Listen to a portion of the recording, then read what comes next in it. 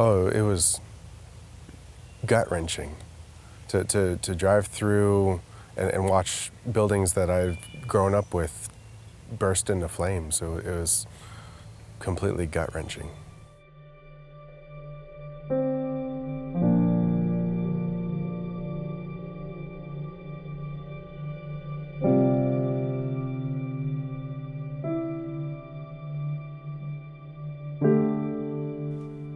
Fire rescue. Fire rescue, what is the address of the emergency? Rock Creek Powerhouse. Yep. Hey, I just got a report of a fire. Yeah, we've got another report. So I'm driving to work, and I'm getting to the point where I could see clearly across on the way on the other side of the ridge that there was a fire. Yeah, so I got in around 6:45. When Mark came in around 7, he came in with a piece of burnt wood in his hand. So we went outside to look, and we saw the plume of smoke. And you know, sure enough, you could just hold your hand out and just little black chunks of trees would land on your hand, and you could hear them pelting all the cars and everything. And the winds were picking up. We realized that these spot fires were coming over hadn't even hit the top of the ridge, they were already hitting this ridge. Already there was kind of whispers of evacuation, and they had told us not to worry the patients, but be ready to go. And this plume of smoke that was coming over from down below was the definite indication that we needed to get our patients out.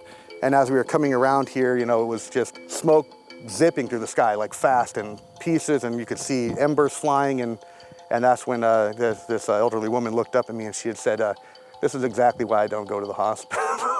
No, I may not have direct patient interaction, but what we did in the fire is to provide a service, not necessarily to directly save the patient's life, but to assist all of the clinical staff in saving their life. And there was no hesitation. I didn't think of anything except getting our job done and getting the patients out. Kept going back and getting more patients. I ran back into the facility after all the patients were gone, and room by room cleared and tagged all of the rooms with another one of the nurses, and then grabbed her and got out.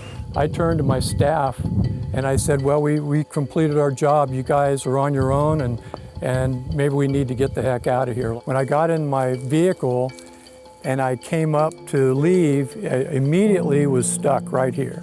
Post-apocalyptic is the best description. It was like I was driving through a war zone, pelting my car with chunks of burning wood and sparks and embers, and it was surreal. And I honestly feared for my life. I really thought, okay, God, this is where I'm gonna die. But I did text my daughter, who was trying to get a hold of me, and I wanted to let her know that I may not get out, and that I love her. So that really chokes me up, because there was this 5-minute period where I was really thinking to myself that this is it. We all funneled back, basically. I don't think anybody went anywhere but back here and let the fire kind of go through. I felt this was an oasis and I was safe. I have a background in the military, and for me, it was kind of like that training just kind of kicked in, where this is just something I had to do. I was here, I was a member of this hospital. I needed to make sure that every one of these patients got out. No, I don't think I'm a hero. At the moment, you're just doing what you need to do. I saw people that really showed a helpfulness, I guess you could say, a humanity, that people were willing to stay as long as they possibly could and give their lives if needed for the safety of others. Patient care is everyone's job. It's everyone's responsibility. I can look back and I can see the faces of the people that I helped to move. It's something I'm proud of, but I wouldn't call myself a hero. That was just part of my job. That's just a different aspect of my job.